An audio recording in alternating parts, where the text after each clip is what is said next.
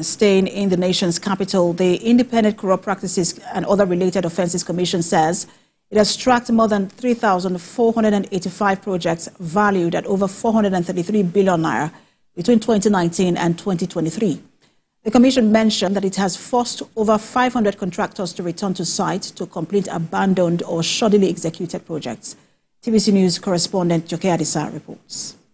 Constituency Project is a noble initiative to facilitate good governance and bring government closer to the people. Over the years, many of the projects at the constituency level have been abandoned, while those completed barely stand the test of time because of low-quality materials. The role of the private sector in the implementation of constituency projects in Nigeria is on the front burner as anti-graft agencies and lawmakers share thoughts on making the process work. The Commission has tracked over 3,485 projects, out of which it forced more than 500 contractors to site. Private sector participation in constituency projects implementation is integral to the execution of such projects. Hence, it should be accorded the necessary encouragement.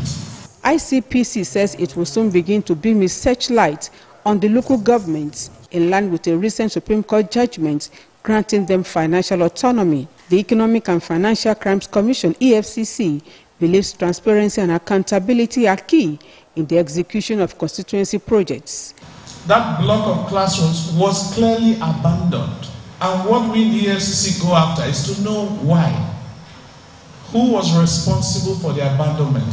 Why was it abandoned? For the lawmakers, the constituents should be enlightened on the role the parliamentarians play in the chain.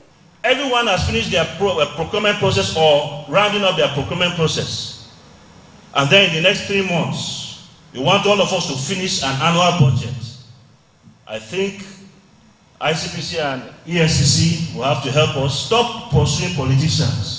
We are not the guilty ones. The organizer speaks to the essence of the thought-provoking session. To hold this forum, this dialogue, to bring, private sector players, be they contractors, business management organizations like the Nigeria Institute of Surveyors that you have in the room, the Nigeria Institute of Quantity Surveyors and all of that. Bring them into the room and let them also begin to be part of the conversation. How do we reform the constituency projects regime to ensure that there is accountability across board?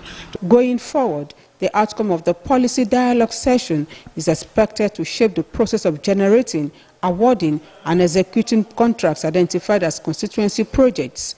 Joke Adisa, TVC News, Abuja.